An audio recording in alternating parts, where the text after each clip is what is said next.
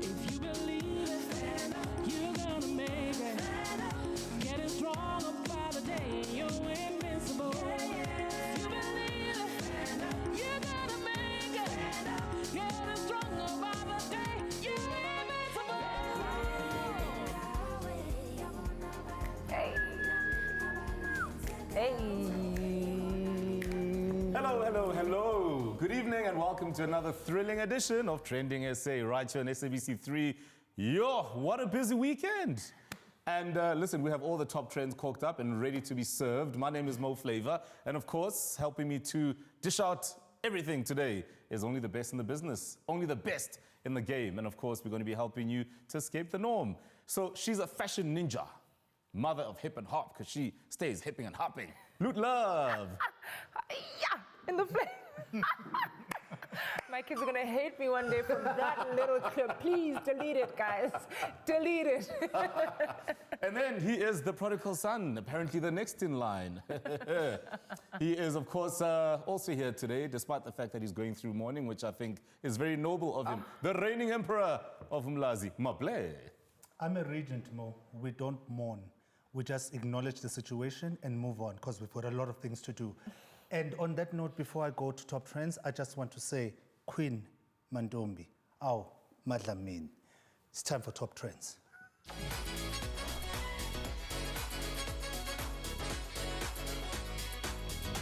Yeah, I told you it's going down today. So hashtag Nomcebo was trending all over the weekend after a Bulgarian makeup artist posted some very disturbing behind the scenes, very questionable. And she did this at a talent show. You have to take a look at this.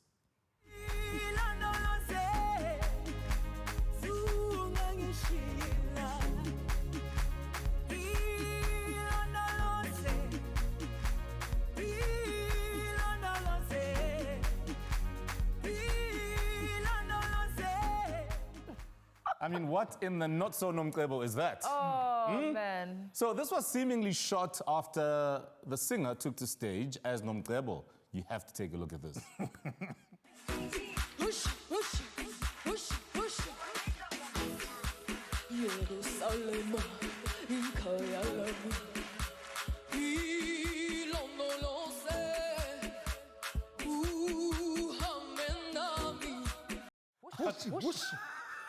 Whooshy. And then she goes, Yeah. okay, Sarafina, not. Guys, what was that? A mess. A mess.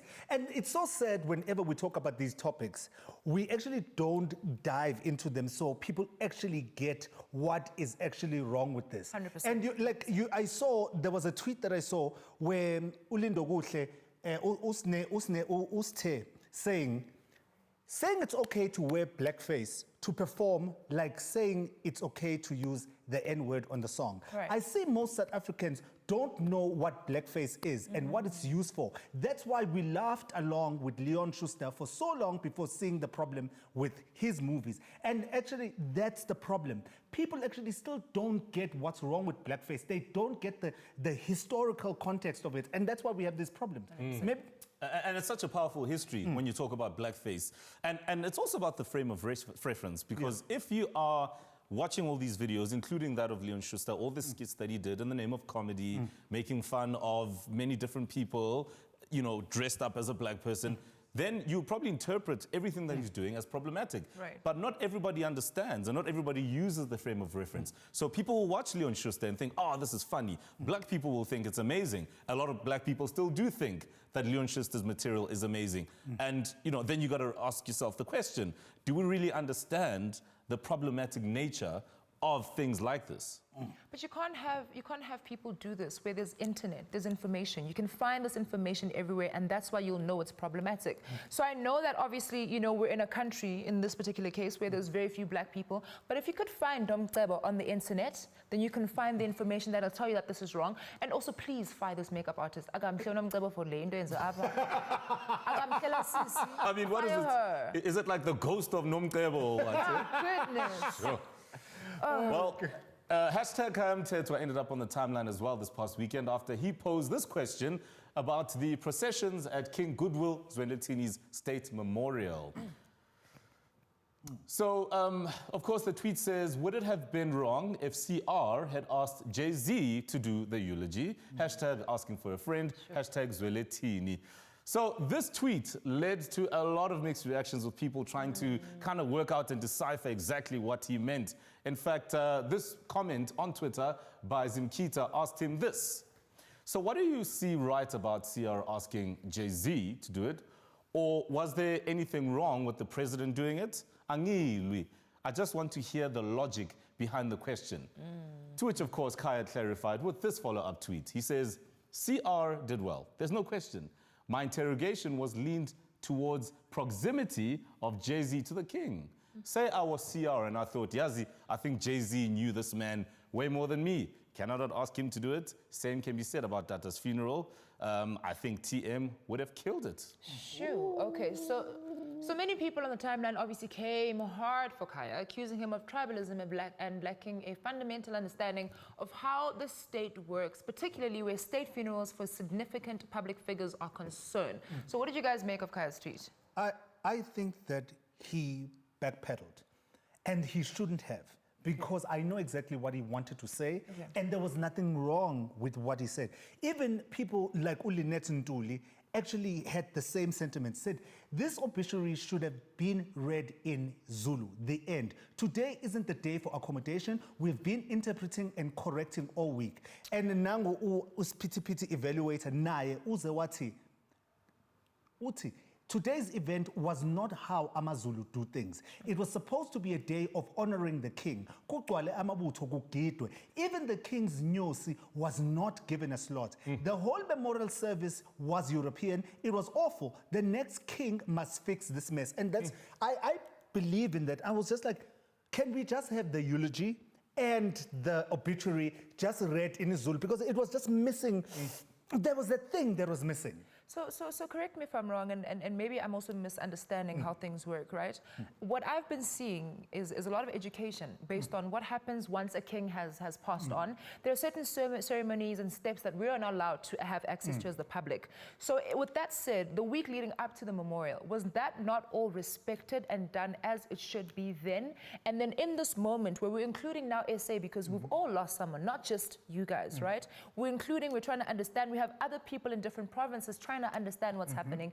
Is that not the point of this state funeral being inclusive of South Africa with all its languages and all the people who want to mourn with you after you guys have finished your moment or had your time to mourn the correct way? Because the other thing, obviously, is the relationship between the government and the monarch in this particular case. And we know that that relationship is a constitutional relationship, it's at a social, cultural, it's at many different levels. So I think the presence of the president there was an important thing. I can sit here and say I didn't see anything wrong with him reading the eulogy. Right. Somebody sitting in Kuruman or Rustenburg would probably have an understanding of everything that was said there and how the president articulated the life and times of the king. And I think that relationship is important because the two have to kind of work together through time. Mo, we're asking for, we get that you guys wanted a compromise and you wanted us to feel included. But this was a Zulu king, and all we wanted was just Uguti Sithole, that eulogy. The president could have been there and gave a presidential speech. We're not saying Guti, he mustn't be there. But there were two important items that were there that we just wanted to hear them being presented in our language at the death of our king. And there's nothing tribal about that, because every time we ask something, it becomes something about being tribalistic. No, we were just asking in that moment, as Zulu people, can we just have that? Sure. And I don't like wish this. we had more time. Yeah, I mean, I don't even like this thing where some people are saying, yeah, well, Jacob Zuma, former president, maybe he should have done it. I mean, come on, what does that say about our current sitting president? What are you trying to say? No, listen, I'm not about the politics of that. I'm not about the politics of that. But what I'm saying is that we just asked for two items. Yeah. 2 items. And the thing is, we do have space, by the way, in black families for people that want to speak English. The reading of the tombstone, the reading of the present. Not the emperor. Yeah, And it's all of 3 lines. That's the thing. That's the thing. So, I mean, of course, we did ask you at home what you think about everything that transpired, including, of course, the tweet from Ukaya Mthethwa, and the comments have come in. Of course. So, a tweet from Nazim Grootboom says, good question indeed, but if he was chosen to deliver the eulogy, what's the point of arguing about it? And we still have a long way to beat tribalism and racism in this country. Here's another one. Stephen Guni says, personally, it was reckless for Kaya to make such a controversial, tribalistic insinuation pertaining to the eulogy of the president. I thought he was a man of God who should always try to unite than divide. Silence is sometimes golden. I liked him when he was still an idol, unless he's now a traditionalist. Some strong views there. And of course, you know, it just goes to show that it's a matter where a lot of people are divided on. Yeah. It's a personal matter. It's about culture. It's about identity. It's about all of these things. And how do we find the balance within all of it? And also more, just before we go to a net break, it is not tribalistic to ask for something to be done in an official language of this country. This is South Africa, our land. We've got 11 official languages. I like that. We've got more trending stories coming your way. And by the way, are you out of data? No worry, no more. Together with Vodacom, we are giving away 5 gigs of data daily to keep you connected to education, job opportunities, health, and business. Visit our social media pages for more information. See you after the break.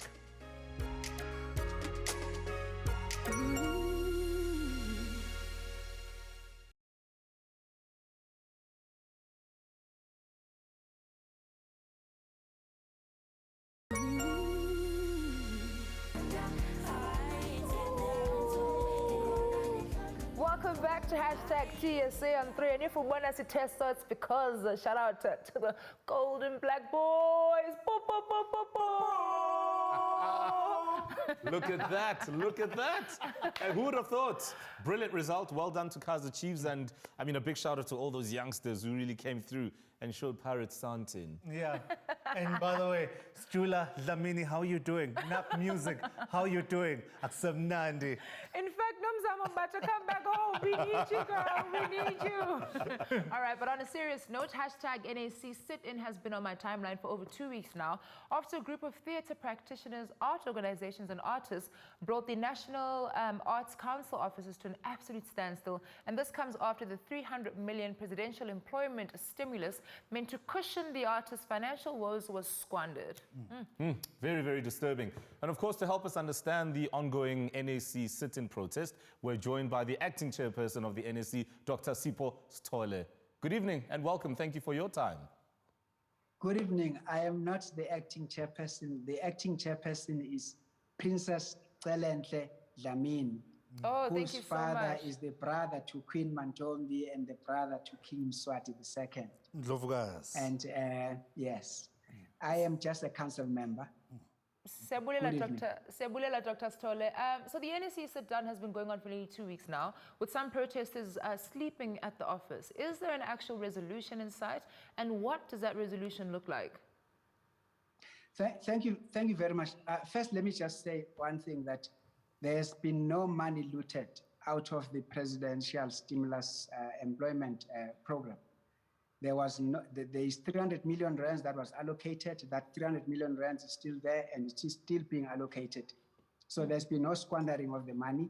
We came in as a new council in January when this process had already been completed in terms of the applications and the approval of those that had applied. You would recall that the PSP was announced on the 30th of October by the National Arts Council when, through the kindness of our government, the Department of Sport, Arts and Culture had asked the NAC to administer the distribution of that fund. There was a closing date on the 21st of November and the second closing date on the 22nd of November, and they adjudicated and approved everything by the 30th of December. So when this new council, which is starting its 4-year tenure, started, the process had been concluded in terms of who had been approved. But what we discovered was that they had approved more people than the money they had. Sure. They had gone in excess by a further 311 million. So the budget ended up being 611 million as opposed to the 300 million. That was the dilemma that we found. When we asked questions, we asked, yes, sir.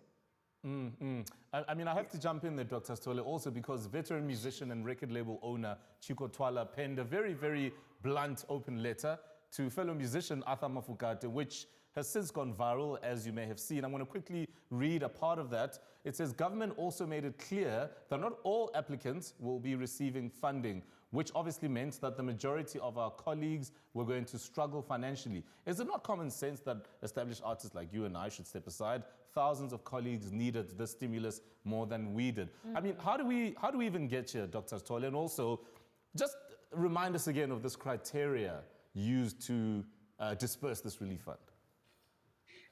I think the biggest challenge that we have in this country, which is not coming out clearly, is that this sector, the cultural and creative industries, which includes you guys, employs 1.3 million people annually, and it contributes 74.3 billion rands to the GDP of this country. It is the fastest growing sector, growing faster than agriculture and the mining sector. The 300 million was never going to be enough, starting there. This sector is underfunded. But the biggest challenge also is that even with that 300 million, we are still not getting enough people applying for the funds. I mean, only 2,486 people had applied for this fund. Now, I've just said 1.3 million, 2,486 people apply for the fund. Something is not right. And we think we know what it is. It's access. It means umuntu waseGqeberha who has no clue on how to get into the system and log on and fill in an application, whether uhlala kaNdokwenza, I know Lutlav would know those places, Yes, or ule eMkanduli, still does not have access. We should be having hundreds and hundreds of thousands of applications asking for government funding in the cultural and creative sector. Then we should be having a different conversation with National Treasury to say 300 million is not enough. Whether Arthur had applied or he had not applied, we don't have enough money. The application was open to all South Africans. Remember, the president wanted to go big. He wanted to reinvigorate the economy of the country. Yeah. He asked us, you, the creatives, to come up with innovative ideas, crazy ideas that can get the economy going. So people applied. And the NAC was not barring anyone from applying.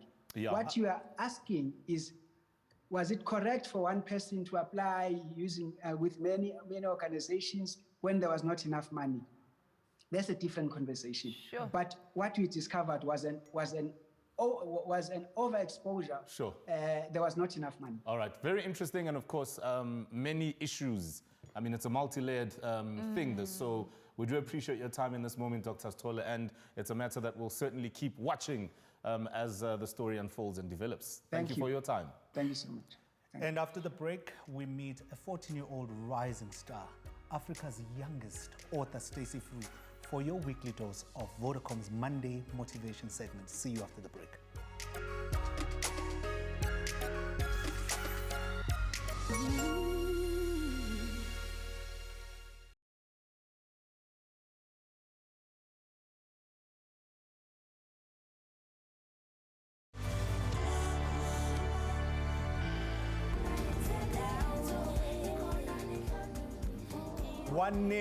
One nil. That was the score. Welcome back to TSA on 3. It's now time for hashtag Monday Motivation, brought to you by our besties at Vodacom.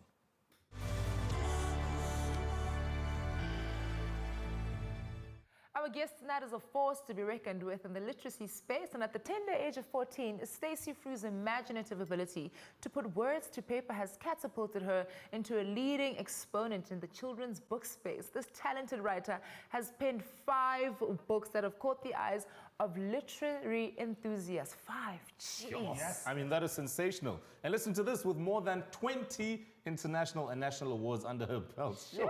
She's currently taking space, as Zwelithini would say, taking space in the creative field and forging a new path for a new generation of African writers. So please help me welcome the incredible Africa's rising star and the youngest of 100 most influential South Africans in 2020, Stacey Fru. I mean, Good evening. Good evening. Stacey, you are the youngest of the 100 most influential South Africans in 2020. How do you feel about this recognition and what does it mean to you? Yes, this recognition is definitely a big deal for myself and those who are supporting me because it's huge to be the top 100 out of how many millions of South Africans. And it means a lot because it tells me that my work has been noticed, but it also encourages me to continue doing further work. Sure. I mean, that's beautiful. You published 5 books since 2015. I mean, I'm just so embarrassed that I haven't even... Anyway, that's not the point. Where does this passion to write books stem from? And is there a new book in the works that we can expect? Yes. So my passion for books just comes from my love for literature. And it's because when growing up, my parents always surrounded my siblings and I with books, like from a very young age. Even if we couldn't read, we would tell pictures using the stories. And we basically just let our imagination expand while doing those.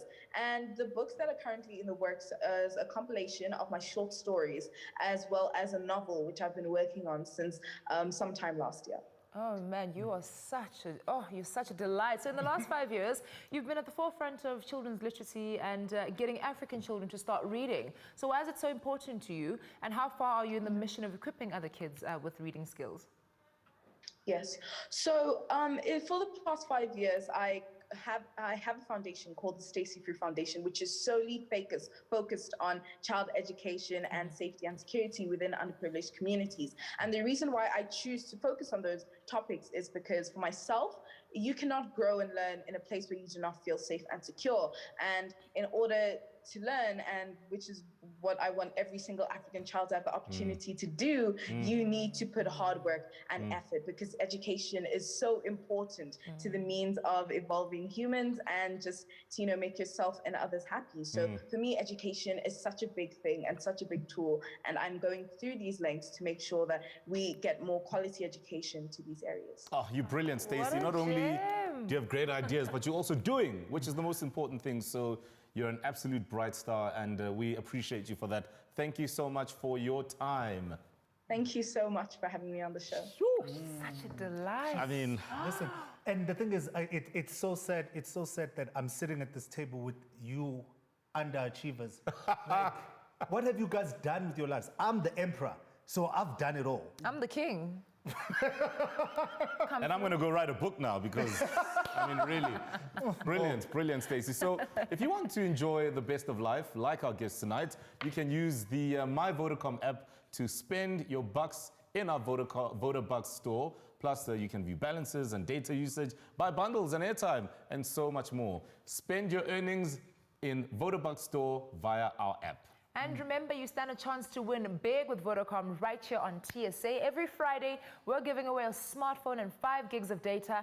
Head onto our social media to learn more about how Vodacom keeps you connected. Also, I'm doing a giveaway for all the moms and dads, because we obviously matter the most. So you guys can check out my Twitter page. You're not a mom and dad. No, but I also you can gave check out my something. pinned tweet, okay? Come through. You want to win big, trust me. Wow, can you just stay out of the I parents? gave out something as well on my Twitter page. Good luck. That was a long time ago. Wow. The parents are winning now. Can you let us be? And here's the thing. This is what happens when Kaizer Chiefs wins. Yes. Just What was the score again for 1-0. the Pirates people? It was 1-0. Guys, the Emperor even wore a shirt to match. Oh, it's a wrap. I think we need to go home. Good night, Etsy. See you guys tomorrow.